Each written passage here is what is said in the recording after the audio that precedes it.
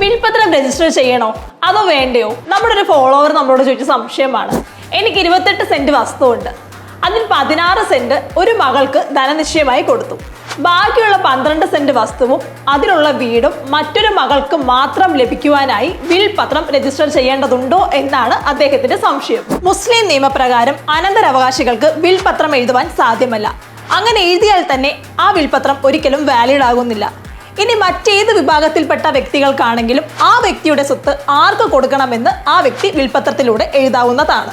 എന്നാൽ വിൽപത്രം വാലിഡ് ആകണമെങ്കിൽ അത് രജിസ്റ്റർ ചെയ്യണമെന്ന് നിർബന്ധമില്ല. കാരണം വളരെ വ്യക്തമായി വിൽപത്രം എഴുതുകയും അതിൽ ഒപ്പുവയ്ക്കുകയും അതിന്റെ അടിയിൽ വിൽപത്രം തയ്യാറാക്കുന്നത് താങ്കൾ കണ്ടുവെന്നും ബോധ്യപ്പെടുത്തുവാൻ 2 സാക്ഷികൾ കൂടി ഒപ്പുവയ്ക്കേണ്ടതുണ്ട്. അങ്ങനെ എഴുതി വെച്ചാൽ അത് വാലിഡ് ആവുന്നതായിരിക്കും. ഇനി പറഞ്ഞ വിൽപത്രം രജിസ്റ്റർ ചെയ്യുകയാണെങ്കിൽ ആ വസ്തു മകളുടെ പേരിലേക്ക് രജിസ്റ്റർ ചെയ്യാൻ യാതൊരു ബുദ്ധിമുട്ടും ഉണ്ടാകുന്നില്ല. ചുരുക്കി പറഞ്ഞു കഴിഞ്ഞാൽ വിൽപത്രം രജിസ്റ്റർ ചെയ്യുന്നത് നിർബന്ധമല്ല, എന്നാൽ രജിസ്റ്റർ ചെയ്യുകയാണെങ്കിൽ ഗുണകരവുമാണ്. അപ്പോൾ ഇതുപോലുള്ള കൂടുതൽ ഇൻഫോർമേറ്റീവ് വീഡിയോസിനായി ഫോളോ.